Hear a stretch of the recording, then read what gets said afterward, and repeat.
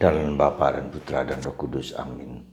Bapa di surga, kami ucap syukur dan terima kasih bahwa Engkau memberikan kepada kami Santo Matius, pengarang Injil, di mana melukiskan tentang Yesus, tentang pribadi Yesus, pribadi yang mengungkapkan kebaikan dan kemurahan hati Allah, yang menunjukkan Yesus adalah utusan penyelamat, penebus dari Bapa kepada kita. Bantu kami ya Bapa untuk semakin terdorong untuk menyelami, mengenal Yesus dan kitab suci. Demi Kristus Tuhan dan pengantara kami. Amin. Para saudaraku yang terkasih dalam Kristus, hari ini tanggal 21 September adalah pesta Rasul Matius dan penulis Injil. Kita harus bersyukur dan bersyukur. Karena Rasul ini melukiskan tentang Yesus. Datang kepada orang berdosa. Bukan hanya kepada semua manusia, tapi orang yang berdosa. Dan itu suatu tanda kedewasaan. Bahwa orang semakin mencintai kitab suci adalah tanda bahwa dia imannya tumbuh dan berkembang. Dia tidak hanya cukup mendengar apa yang orang lain sampaikan. Orang tidak cukup hanya mendengar hearsay, what the people say about Jesus, whatever. Tetapi seorang yang sungguh ingin mendalami siapa itu Yesus sebenarnya. Siapa Allah itu sebenarnya. Apa yang dilakukan Yesus selama hidupnya. Orang masuk ke kedalaman, tidak hanya dangkal di permukaan, tetapi masuk ke kedalaman. Jadi salah satu tanda bahwa orang itu sungguh mau menghayati hidup rohaninya dengan baik adalah mencintai sabda Allah. Mencintai kitab suci. Mengenal kitab suci. Mengenal pribadi Yesus. Dari apa yang ditulis itu kita bisa tahu siapa Yesus itu menurut versi Matius. Menurut cerita Matius adalah seorang pemungut cukai, orang berdosa. Dan dia melihat dirinya sebagai orang berdosa yang diselamatkan, yang butuh keselamatan Tuhan. Yang datang kepada Yesus untuk diselamatkan dan ditebus. Maka pada bacaan Injil hari ini, aku datang bukan untuk orang benar, tapi untuk orang berdosa. Dan ini sangat fundamental di dalam karya keselamatan. Ketika orang tidak merasakan bahwa dia adalah pendosa. Ya. Siapa sih Paulus mengatakan semua dari kita adalah pendosa. Siapapun juga. Nah, sejauh mana saya dan Anda, kita semua merasakan, mengalami bahwa saya berdosa. Bukan hanya bahwa berdosa karena secara moral mungkin hidup saya tidak benar, tetapi lebih dalam daripada itu. Essentially, secara batinia, secara mendalam, kita mempunyai kecenderungan untuk menjauh dari Tuhan. Kita punya kecenderungan batin untuk membenci sesama.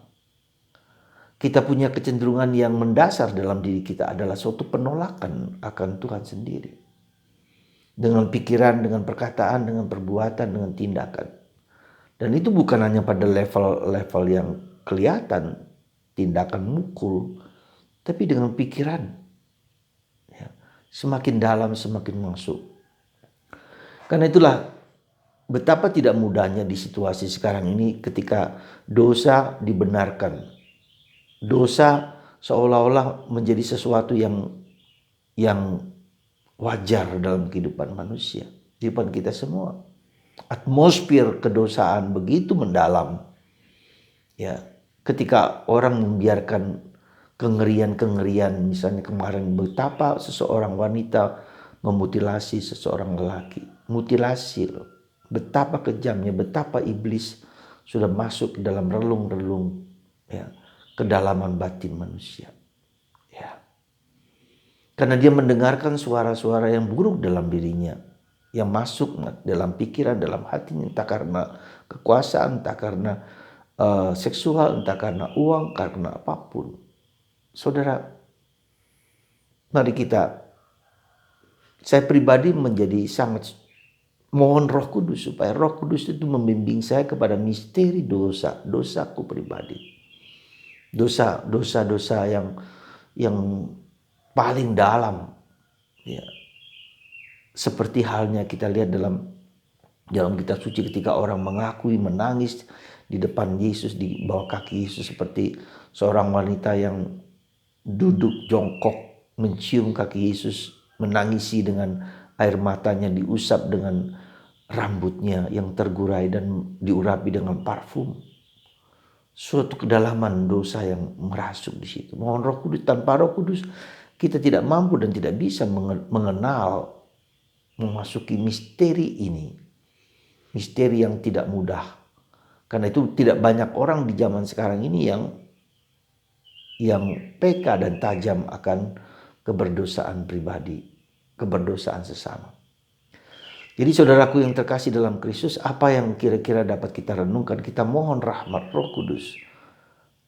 Ajaklah, masuklah aku ke dalam misteri dosaku pribadi. Ya, misteri kekurangan, misteri keterbatasan, misteri kerapuhan, misteri fragilitas kita sebagai manusia.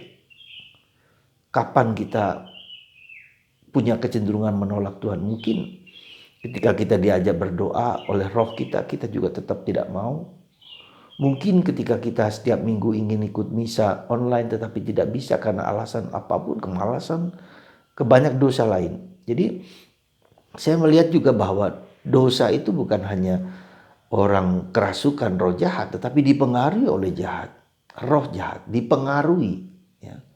Sekali lagi dipengaruhi, entah itu dosa kesombongan, dosa iri hati, dosa marah, dosa cemburu, ya. Kemudian dosa cabul, dosa serakah, dosa kikir, dosa sombong. Ya. Itu tidak dikuasai oleh roh jahat, tetapi dipengaruhi oleh roh jahat sehingga orang menolak, menjauh dari Tuhan. Dan itu nyata di dalam kehidupan kita, menjadi sekularisme. Orang nggak peduli lagi. Nah, itu suatu pertimbangan, suatu ulasan yang saya katakan ini hanya satu hal kecil sederhana supaya kita mohon Roh Kudus membuka mata batin kita. Maka mari kita selalu berdoa dalam hati, ya. Karena atmosfer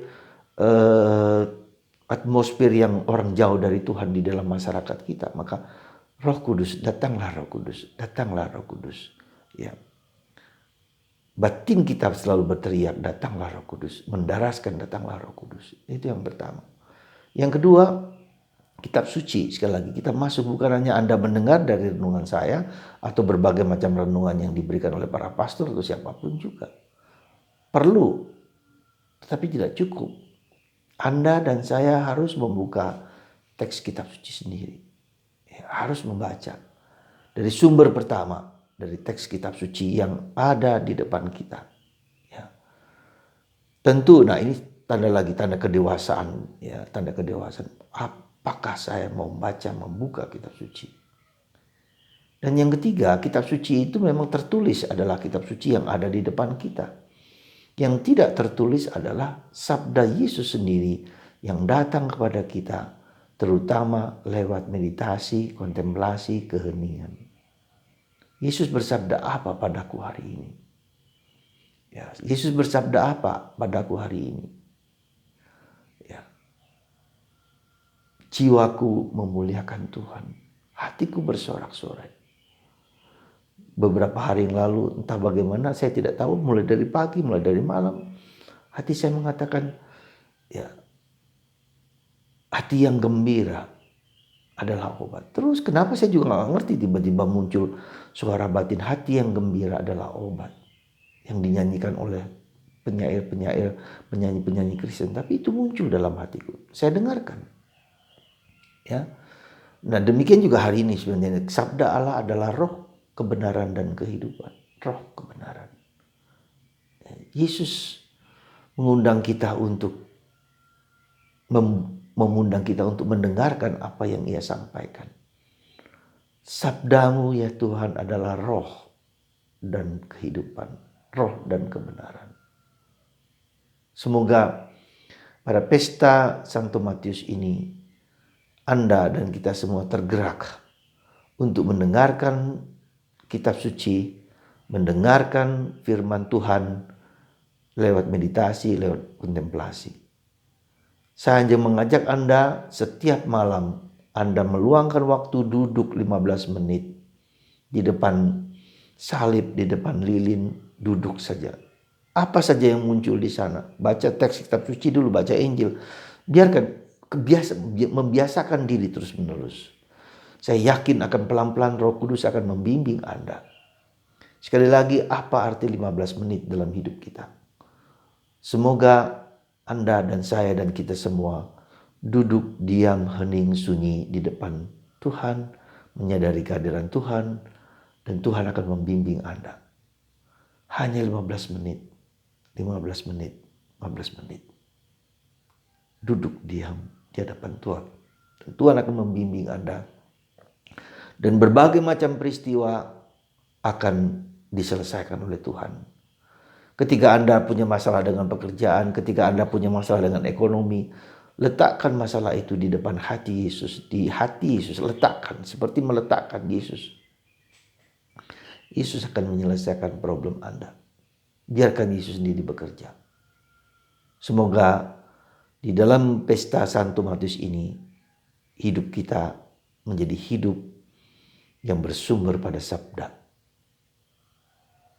Tuhan memberkati Anda dalam nama Bapa dan Putra dan Roh Kudus. Amin.